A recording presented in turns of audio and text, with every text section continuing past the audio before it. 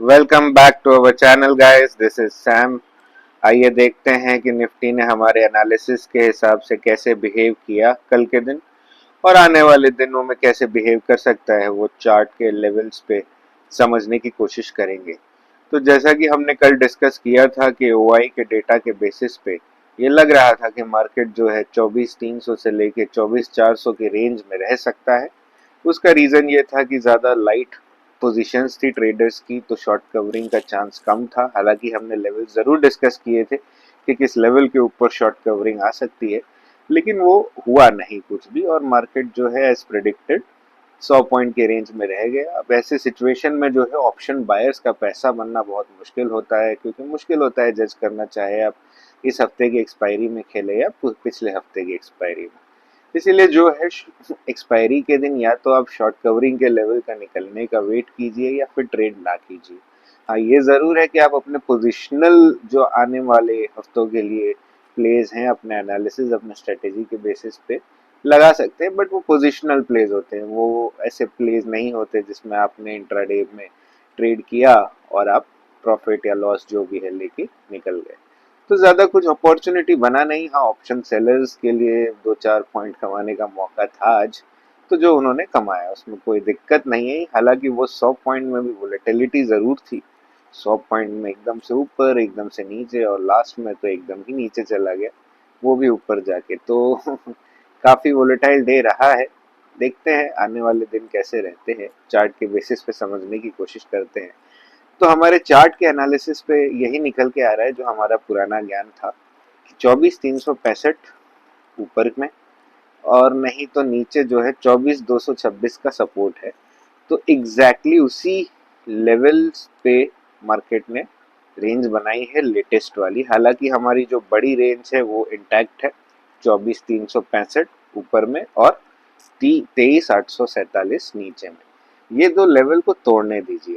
जब तक मार्केट ये दो लेवल में से किसी एक को क्लोजिंग बेसिस पे नहीं तोड़ता है, आगे का डायरेक्शन समझ पाना मुश्किल है और इस रेंज में भी ट्रेड करना मुश्किल है, क्योंकि छोटा रेंज तो है नहीं। आपने कल के एक्सपायरी में देख ही लिया होगा कि 100 पॉइंट के रेंज में भी मार्केट घुमा तो सकता ही है और आप घूम भी जाएंगे।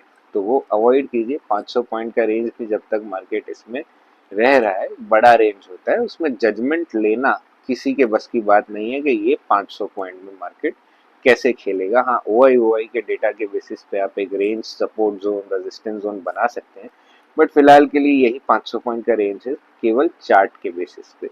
इसके अलावा कुछ निकल के नहीं आ रहा है on a daily time frame.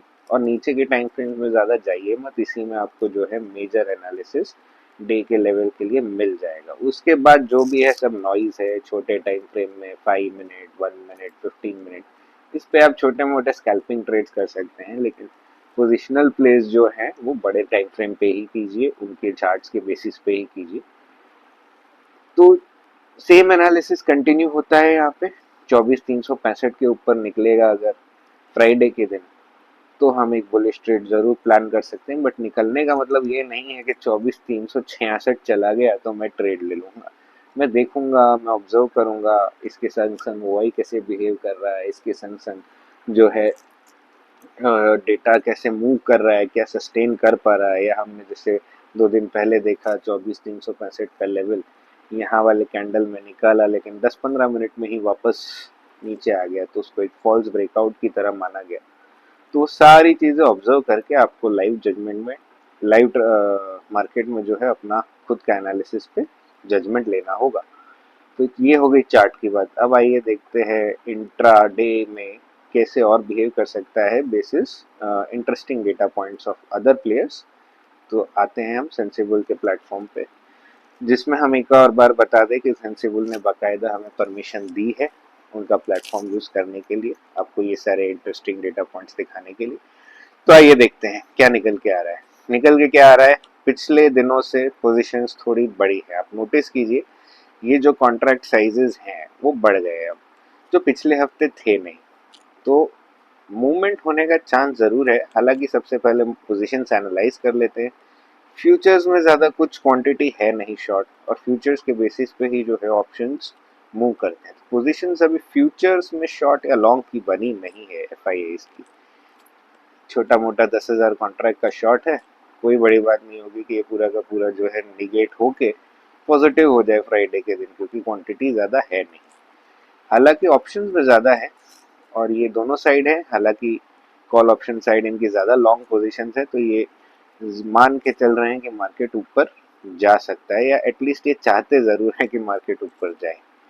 Similarly pros की पोजीशंस देखें तो वो भी छोटे मोटे क्वांटिटी शॉर्ट है इंडेक्स फ्यूचर्स में, और ऑप्शंस में अगेन डबल से ज़्यादा जो है कॉल ऑप्शंस इन्होंने लॉन्ग कर रखे हैं और पुट ऑप्शंस जो है शॉर्ट कर रखे हैं। तो जो दो बड़े प्लेयर्स हैं जो मार्केट को अच्छे से घुमा सकते हैं, वो बायस इनका बुलिश है। हालांकि इन्होंने पुट ऑप्शंस भी लेके रखे हैं कि कहीं अगर मार्केट नीचे जाता है तो it will act as a hedge. तो ये देखना पड़ेगा कि अब मार्केट कल क्या डायरेक्शन पकड़ता है। हालांकि कल एक फ्राइडे का दिन है और जनरली इन दिनों में थीटा डिके होता है नहीं ज़्यादा, और थीटा डिके ना होने के कारण जो है बायर्स के लिए थोड़ा सा अच्छा हो जाता है पोजीशन बनाने के लिए, क्योंकि अगर मार्केट साइडवेज भी रह जाता है तो आपका प्रीमियम जो है ज़्यादा कम नहीं होता है, तो आप ड्यूरिंग द डे उसमें आराम से जजमेंट ले सकते हो कि डायरेक्शनल प्ले किस तरफ जा रहा है, तो मैं अपनी अपोजिट वाली जो पोजीशन है वो नलीफाई कर दूँ। हैविंग सेड दैट,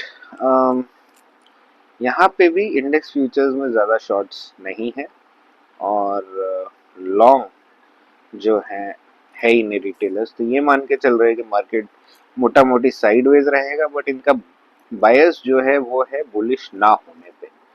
ये तो चाहते तो वैसे ये है कि साइडवेज ना रहे, बट ये शॉर्ट स्ट्रैंगल बना के गए हैं ज़्यादातर मार्केट में, क्योंकि 2 दिन का इनको जो है थीटा डिके का फायदा मिल जाएगा, ऐसा ये उम्मीद करके गए हैं मार्केट में। होगा क्या मार्केट में वो तो हमको मार्केट ही दिखाएगा। तो let's move on to some other interesting data points. अब ओआई का डेटा देखें तो अभी पहला ही दिन है, तो कल भी शायद पोजीशंस और बनेगी, तो शायद ये डेटा पॉइंट जो है ज़्यादा रेलेवेंट हो जाएगा।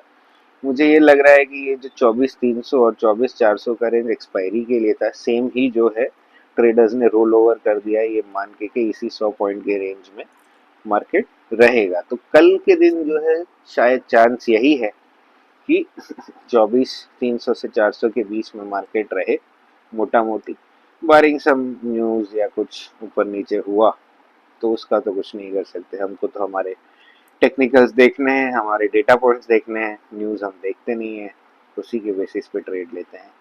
अब पॉइंट ये है कि आज हम देखेंगे थोड़ा सा ना ऑप्शन चेन। अब ऑप्शन चेन का पॉइंट ये है आज कि आप एक बार नोटिस कीजिए, जो विक्स है वो विक्स काफ़ी बड़ा है, 18.2 तक पहुंच गया है। ऑल्दो ये और भी बढ़ सकता है, बट इस वजह से क्या हो रहा है ना, 300 को अगर हम एट द मनी माने तो प्रीमियम जो है बहुत हाई है, 239 237 पॉइंट्स।